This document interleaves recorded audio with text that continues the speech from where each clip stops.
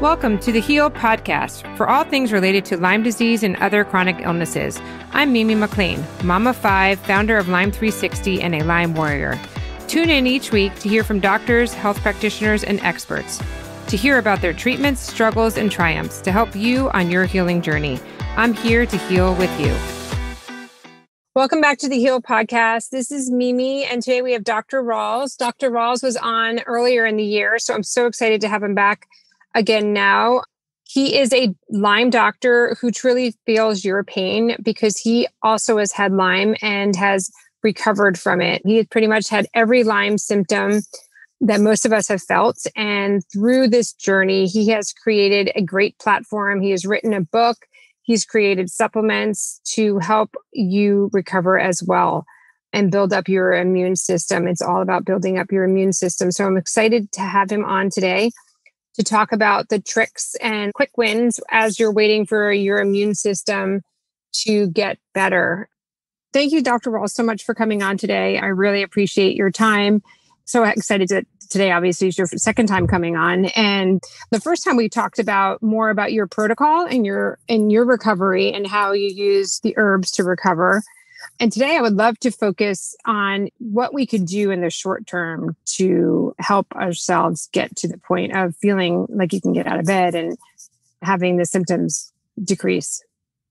Yeah, absolutely. There are, of course, lots of different things, and sometimes it's small things added up and small wins along the way that get you where you want to be. But those big ones, fatigue and sleep and pain, are the big symptoms that I think are affecting a lot of people. And on top of that, brain fog and everything else.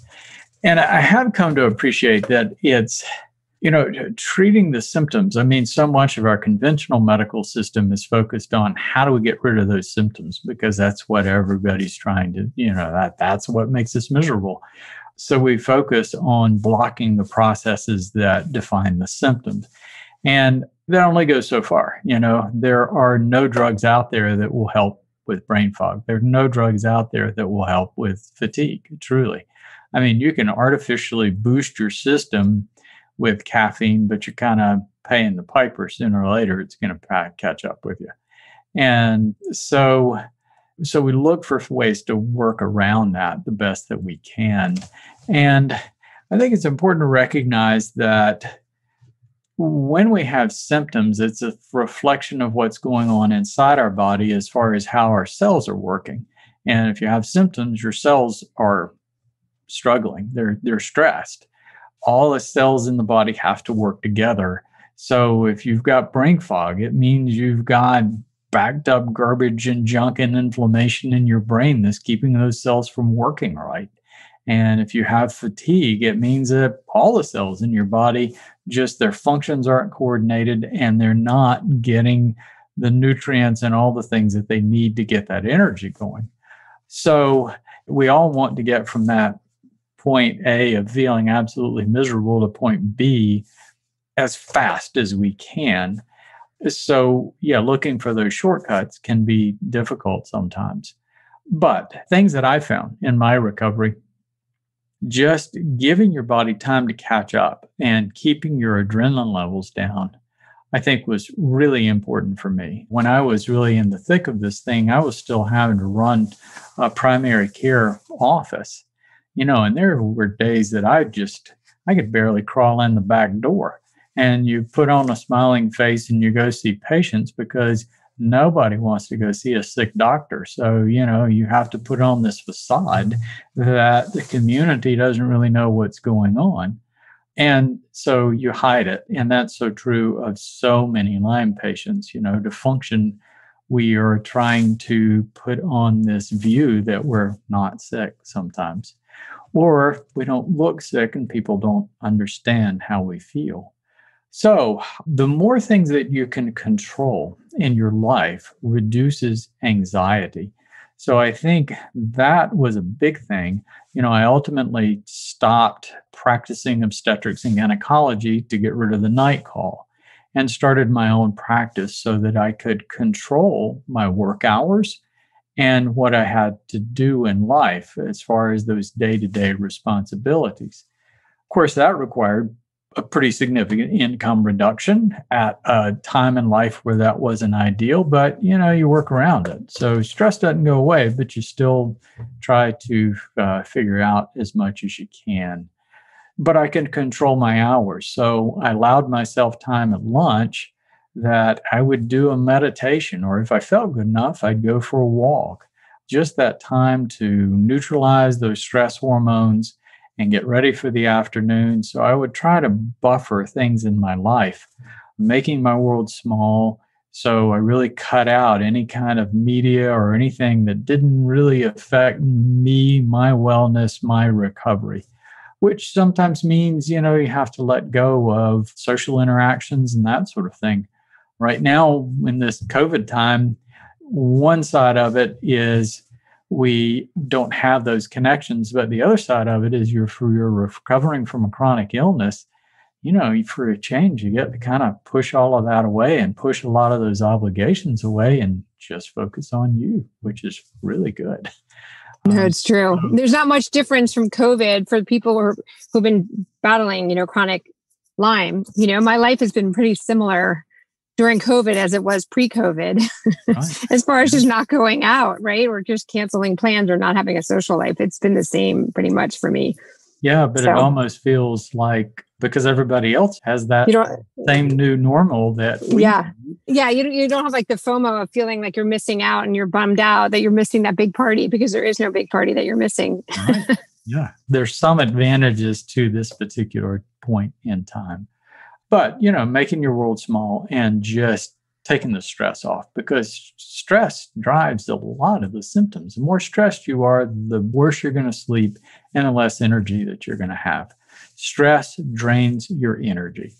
So I would take every opportunity to learn how to just boost my energy levels whenever I could, however I could.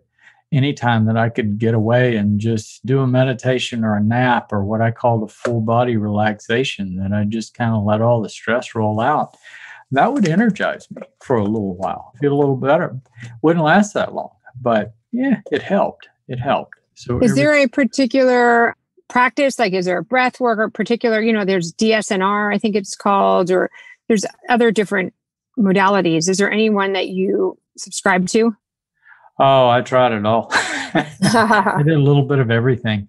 Yeah, I think different things work for different people. Your classic meditation, sitting in a lotus position, because my body is pretty tight, that was uncomfortable. So, just lying down or sitting in a comfortable chair worked better for me. And I think it's anything just to kind of let things go.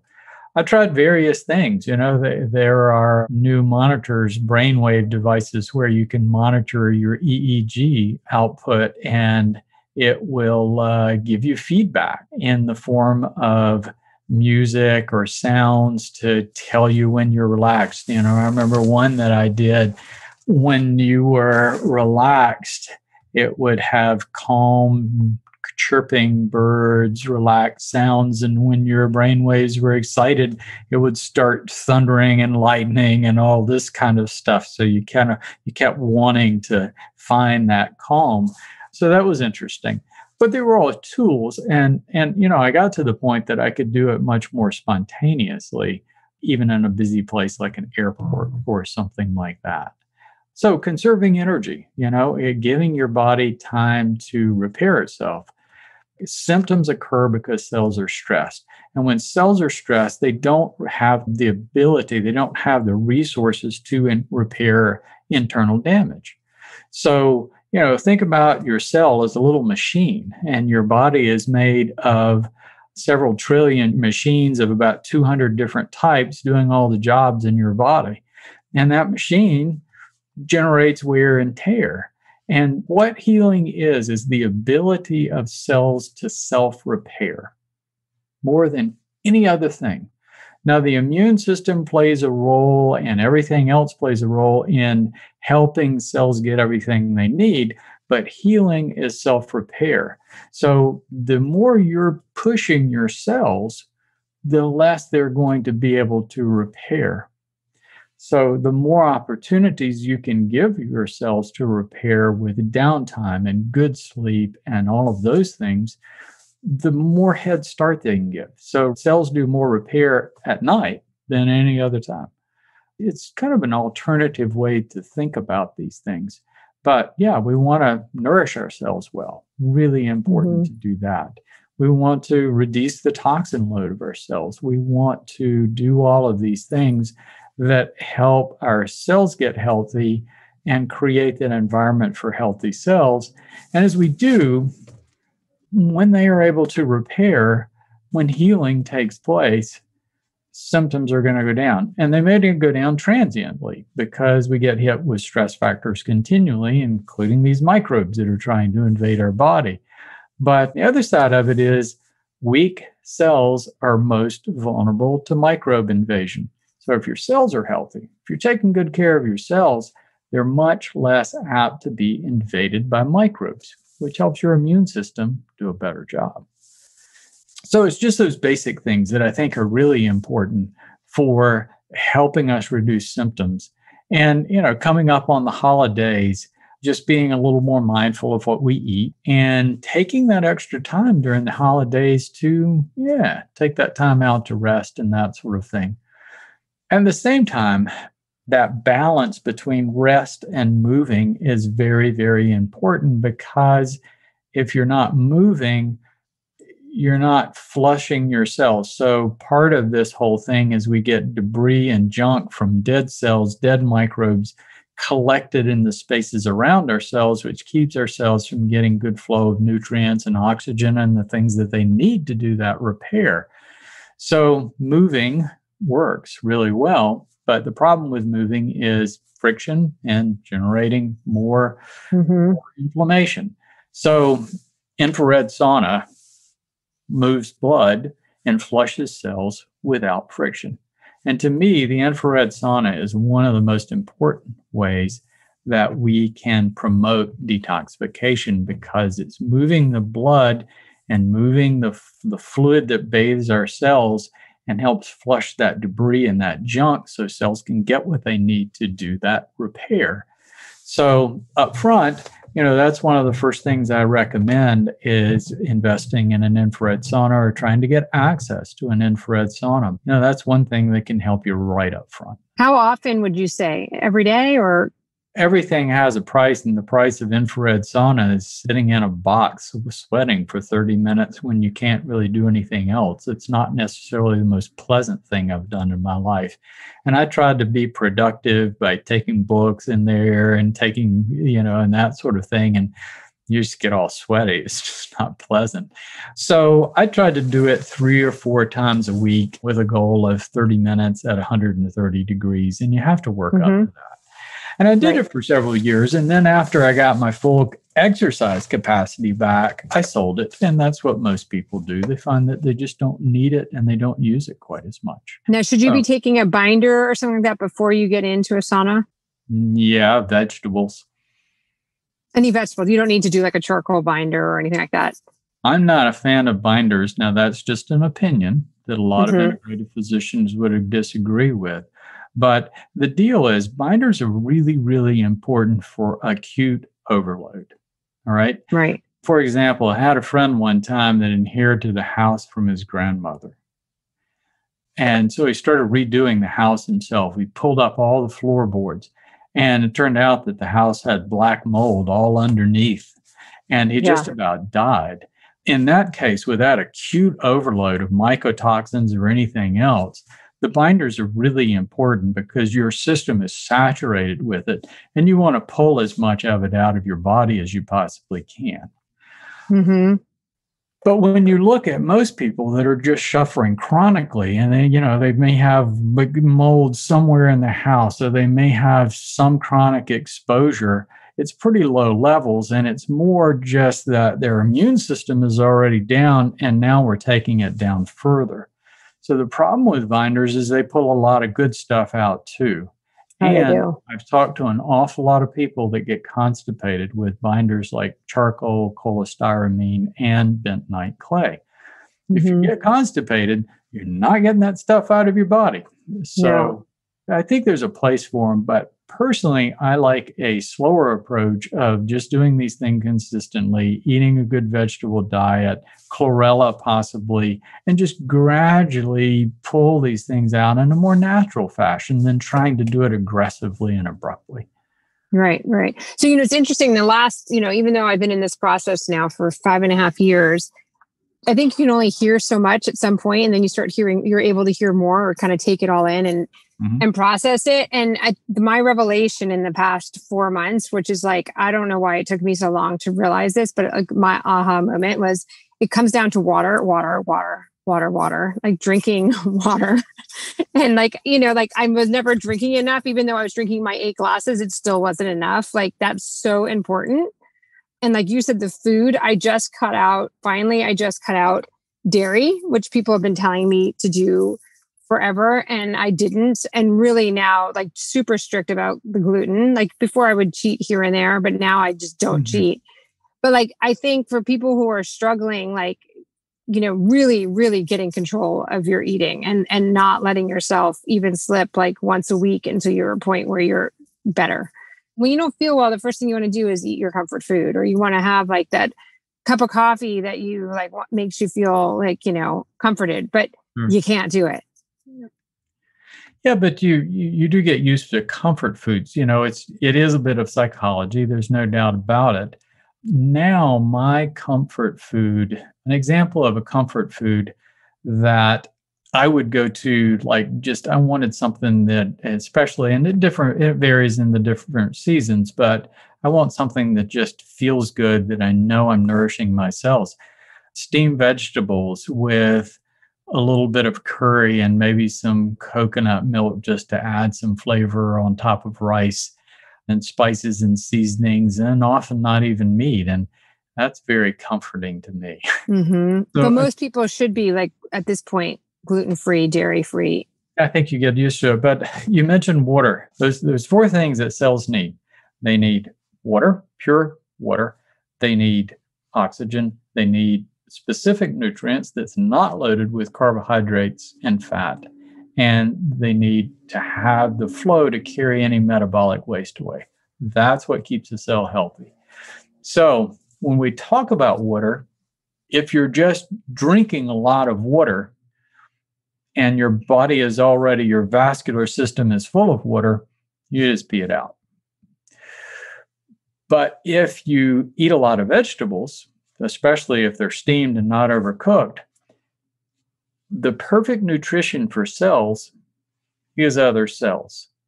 So when you look at food, the more your food is removed from that natural source, and all food comes from living things. We don't think about this very often. You hear about the synthesized plant burgers that they synthesize in a lab. They're still using soybeans or pea protein or something to make that. All food comes from living things. So the closer that food is to the natural source, the living cells. So living cells have all the nutrients that other living cells need. So broccoli or a piece of salmon, those things have living cells. They're also full of water. That stick of broccoli is 70% water. But instead of it just draining through your system, unless you cook it to death, when you eat that water is slowly released in your system as you digest it. So you get a lot of water from a high vegetable diet. The other thing about water is using alkalized water. I found that was a shortcut that I did that made a huge difference in how I felt, that really, really, noticeable difference within a week. Wow. So when we talk about inflammation is an overzealous response of the immune system to try to clear up debris and microbes and free radicals. And the immune system cells use acid and potent free radicals to kill microbes and break down debris. So acid is electron deficient water. Free radicals are electron deficient molecules, and they break down things by pulling electrons off of other things. So looking at it from that point of view, inflammation from an electrochemical point of view is an electron deficient state. So when we drink alkalized water of a pH of 9 or 10, basically what we're doing is contributing electrons to an electron deficient state in our body that we're inflamed. And I could really tell a difference right up front. So now I get it in big jugs, and you can go to Whole Foods or other health food stores and they have a tap, and you just get water that's a pH of 9 or 10. That's one thing that I noticed a difference in immediately. That's a little shortcut you can take. That's good. To reduce symptoms. Do you also take like superfoods, the powder at all? I've tried various kinds of things, and I can't say that I truly enjoy them. Yeah. So I never just developed a habit of doing it. I try to eat the real vegetables, because the other thing about those powders, we do the powdered supplements and everything else to get as much phytochemistry as we can. But I think the water factor, I call it biological water. If you're getting water from inside cells in your natural food, then that's hydrating the digestive process. Think about it. You go in for a burger and fries. That stuff doesn't have any water in it. The bread is dry. The meat has fat, but it doesn't have much water. You might get a little water from the lettuce and tomato, the little bit that they put on there. And the French fries have had all the water boiled out of them when they cook them. So you're eating that, and basically, so you've got this lump of dehydrated food that's sitting in your stomach, and your stomach needs liquid. So we get really thirsty when we eat that, right? So what do? Well, we pour in a 20-ounce cup of ice cold sugar-filled Coke or whatever. And that ice stops the digestive process cold. So it's no wonder that so many people have so many digestive problems from eating fast food. Do you ever put minerals in your water? Yes. A lot of the alkalized waters do have minerals, but there are mineral drops. There's a company called Trace Minerals. It comes in a little blue bottle, and I add some minerals in there too. Whether it's even previously alkalized or that helps alkalize regular water, but it makes things taste good. I do have a habit of using my little mineral drops. I think they're really good. I've listened to a couple different people have told me that over the past couple months. And I'm like, okay, that's something I need to just start doing every day. Yeah. And I had not done that before. So that's another thing. And then the other thing that kind of keeps coming up is food enzymes.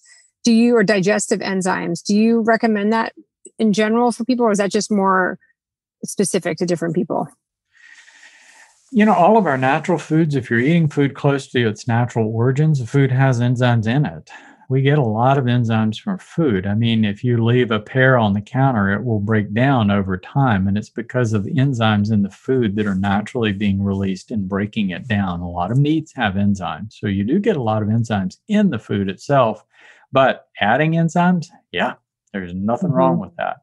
And when I'm healthy and I feel good, I tend to forget. It's one of those things like, okay, I got to stop and go get my enzymes. But I try to do it as consistently as I can. And when I was having digestive dysfunction, I just made myself do it. I think it really is valuable. And I just kept them in the kitchen, and I would just, take them. Right. Okay. And is there any other supplements that you have? I know that you have other supplements on your website, in addition to the herbs that address the different symptoms or address other things. Do you mind just kind of highlighting some of those? Yeah. The big one as far as symptomatic things is CBD. CBD oil, I think, has a lot of value both for pain and sleep. And what we're doing with CBD is we're affecting a system called the endocannabinoid system, which is basically a regulatory or a fine-tuning system. So it's indirectly affecting the balance of endorphins, mood hormones, sleep hormones, immune functions. It's basically touching everything in the body, but it's indirect. And I think that's important. So, it's not going to be as potent for pain as taking a narcotic or taking a sleeping pill or something like that. Nature, when we look at the things that stop symptoms like pain, just not being able to get to sleep, nature doesn't really make anything potent enough to take care of those problems because all those things are potentially poisons.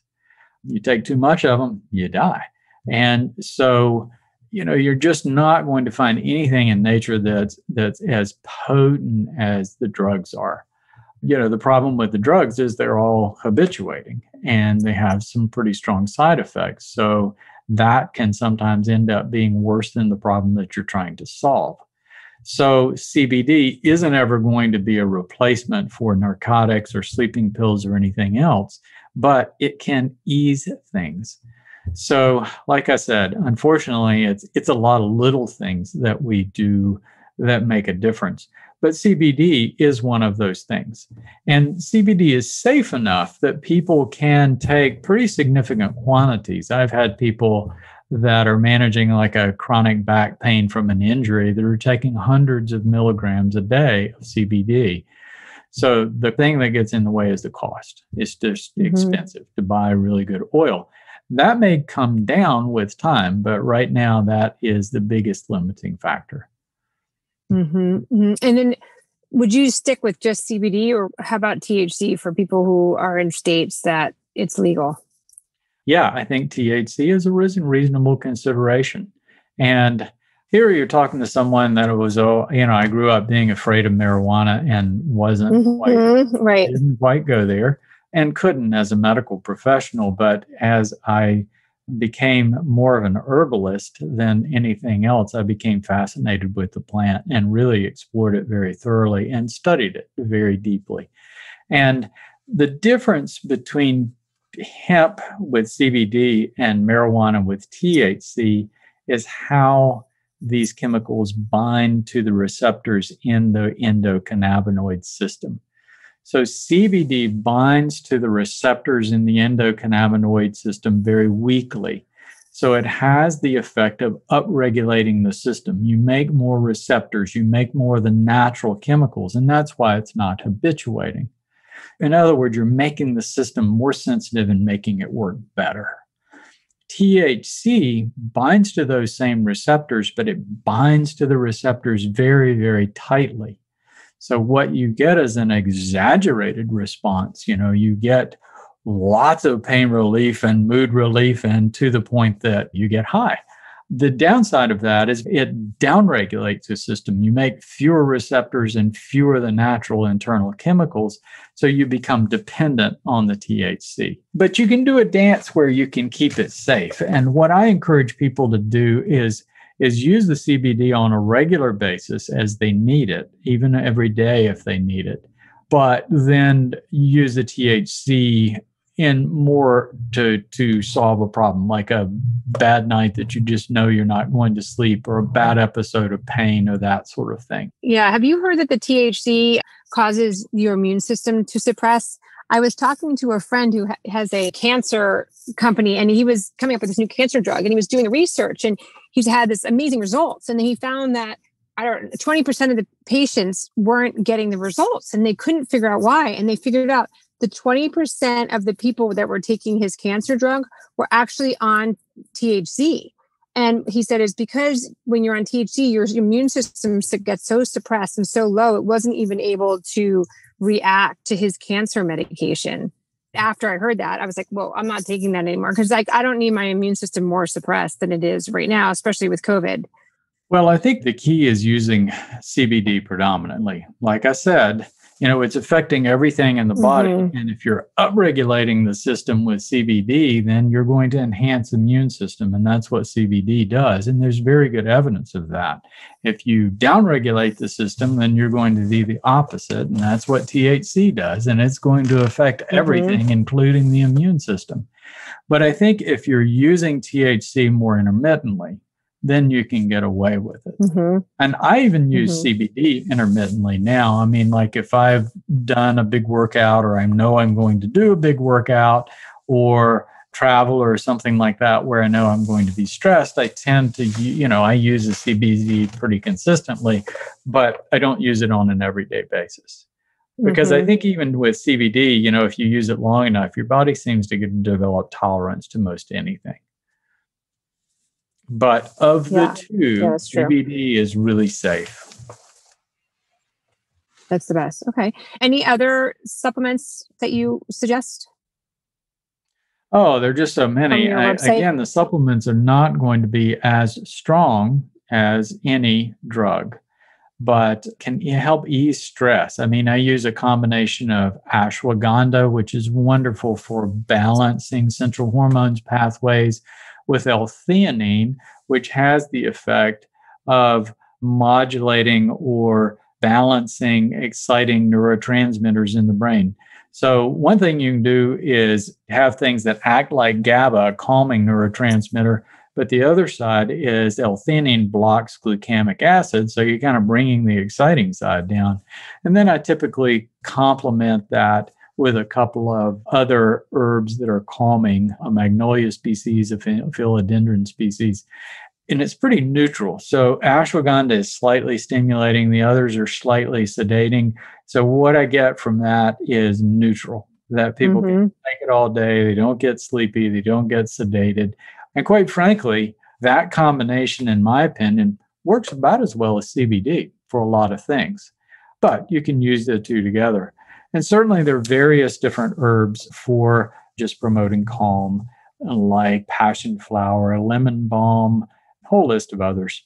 But none of them are going to be as strong as the drugs. But hey, you use a little bit here and there. And I think that's a really good thing that can make a huge difference in your life. Things to reduce inflammation. What other suggestions for inflammation? All herbs have antioxidant properties, all right? So that's one way you can reduce inflammation. Inflammation is an electron deficient state. So antioxidants contribute electrons. Alkalized water contributes electrons, so they help neutralize. But you can also affect the messaging pathways that promote or reduce inflammation. And here we're talking about prostaglandins. So prostaglandins are chemical messengers in the body. And so they're prostaglandins that promote inflammation because we have to have that inflammatory response to survive. And they're prostaglandins that reduce inflammation. So your classic ibuprofen blocks one of the pathways to form inflammatory prostaglandins called COX-2. It's an enzyme. So we're artificially blocking COX-2. Turmeric blocks formation of COX-2. So it doesn't block the COX-2 directly, but it blocks the formation of it. So it doesn't work as rapidly as ibuprofen, but if you're taking turmeric every day, you're reducing formation of that enzyme. The advantage of that is ibuprofen also blocks something called COX-1, which we need to protect our heart and protect our stomach from acid. So that's why ibuprofen is associated with stomach ulcers and cardiac problems and other issues. Turmeric doesn't block COX-1. And turmeric actually helps healing of stomach ulcers and is good for the heart. So taking turmeric, and you can take a lot of it. In India, they take at least a gram, 1,000 milligrams of turmeric every single day of their lives in the food that they eat. So turmeric is really nice. Omega-3 fatty acids, fish oil, or my favorite, krill oil, is an exceptionally good way to decrease those inflammatory prostaglandins because omega fatty acids, there's omega-6s and others varieties. So omega-3s are the precursors for an anti-inflammatory prostaglandins, where omega-6s, which we get in corn and wheat and corn and wheat fed meat, are precursors for inflammatory prostaglandins. So first, reducing your grain and grain-fed meat, grain and soybean-fed meat is a good idea, but more omega-3s that you can get from fish oil, but getting enough is hard, especially in today's time. So taking a supplement makes sense. Do you just take a spoonful of it?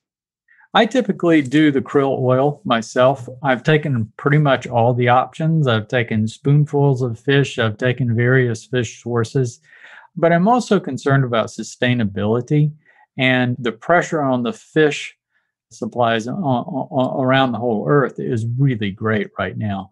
If you're getting your oils from salmon, you're really putting a lot of pressure on the salmon. So smaller fish like sardines and anchovy is better, but krill is even better yet. And here's why. First of all, fish is in a triglyceride form, which is we don't really typically use it. We have to break it down. Krill is in a phospholipid form. So the phospholipids are a couple of fat molecules on a phosphorus molecule, and that's what we use in our cell membrane. So it's automatically incorporated into all the cell membranes in the body and very easily absorbed, which is a really good thing. But krill also is a source of astaxanthin, one of the most potent antioxidants on earth, and that's the pink color in krill. But beyond that, krill is really important because it's sustainable. There's one major company called Aker Marine that does all the fishing of the krill, and it mostly comes from the Antarctic.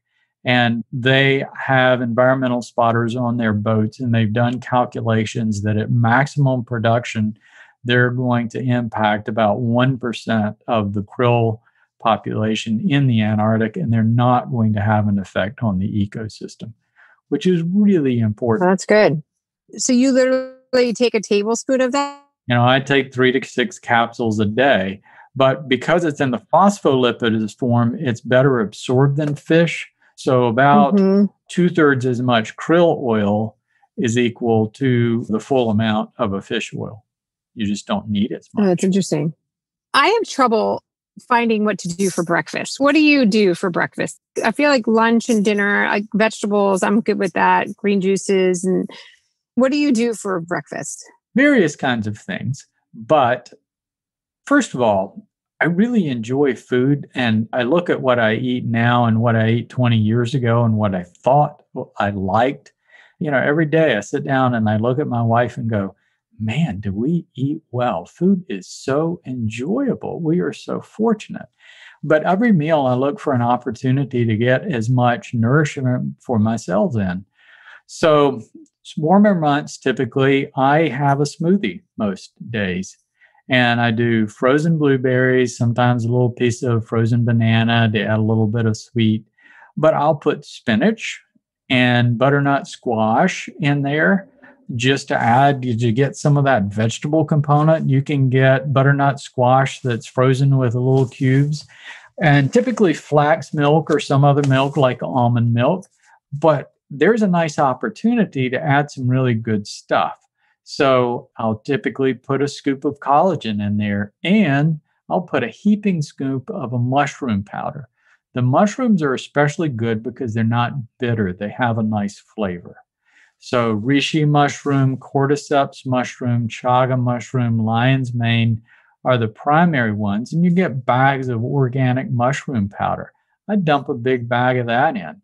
I put some flaxseed in there, some flaxseed meal, because that's a great source of omega-3s and keeps me regular. It's really nice for that.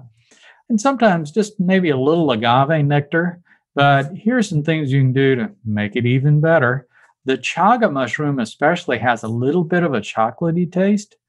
Put a teaspoon of just cocoa powder in there. That's really good.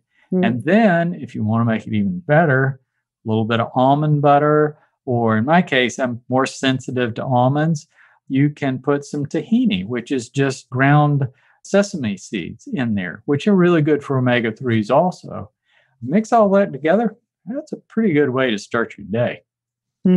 Other things, just for variety, I'm always looking for those ways to get vegetables in my meals. So sometimes eggs. I'll do an egg, but instead of bacon and toast, I will saute with that salad greens with some pesto and sometimes some chunks of sweet potato, especially if I've got leftover sweet potato, maybe some slices of tomato, fresh tomato in there, and throw a little bit of Parmesan cheese on there.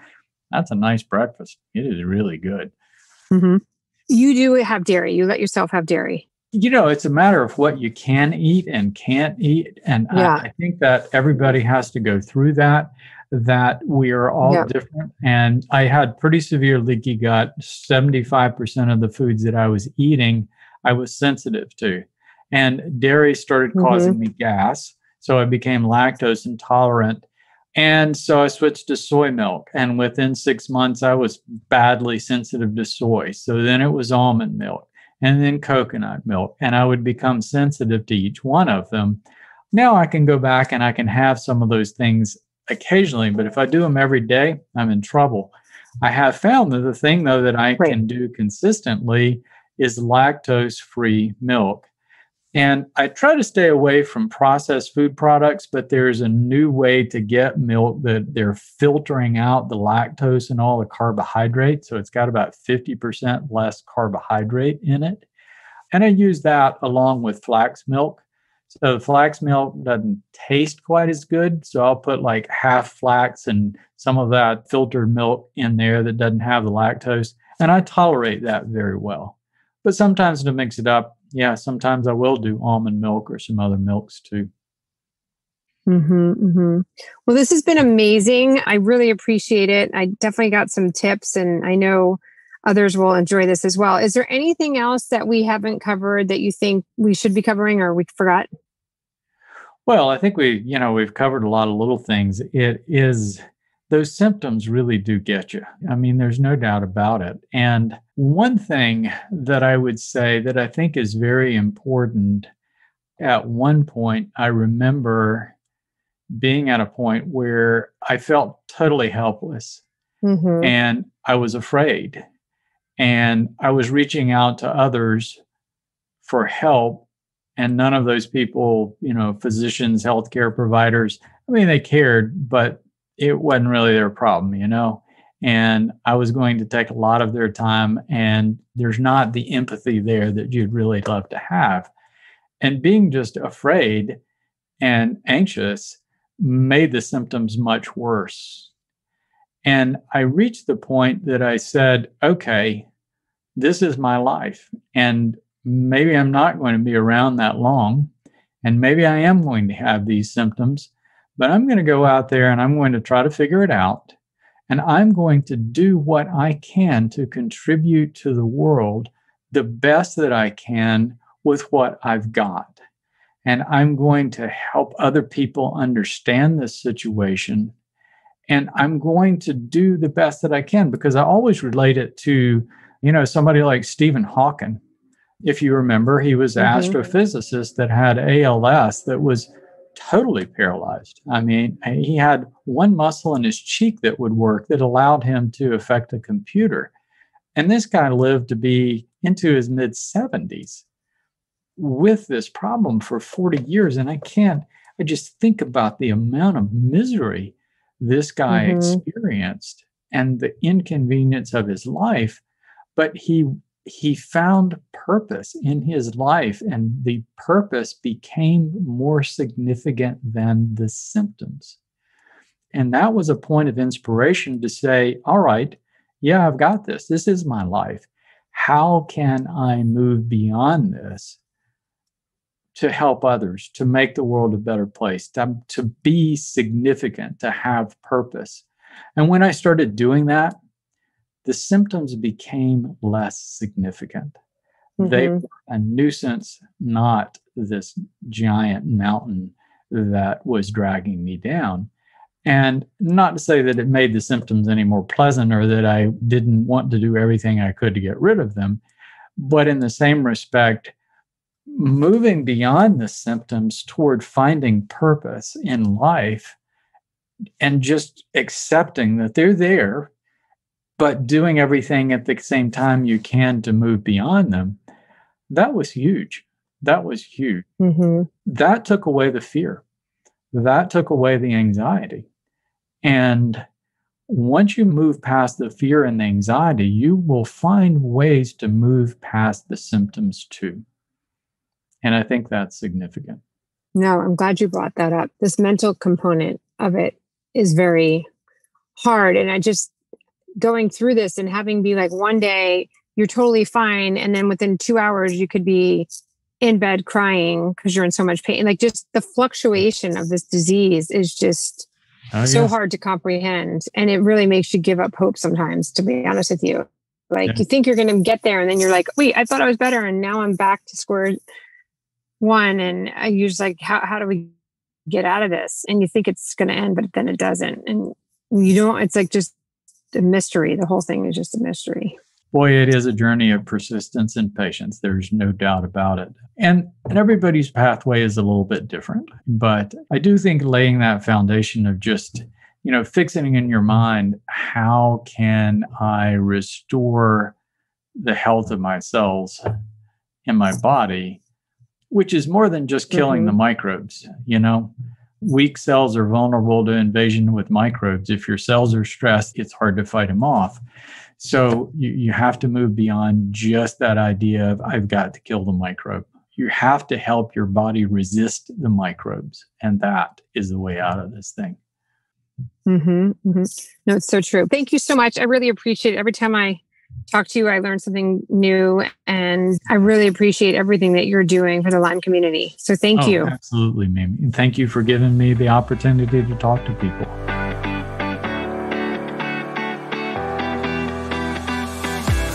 Each week, I will bring you different voices from the wellness community so that they can share how they help their clients heal.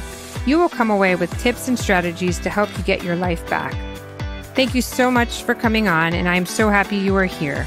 Subscribe now and tune in next week. You can also join our community at Lyme 360 Warriors on Facebook, and let's heal together. Thank you.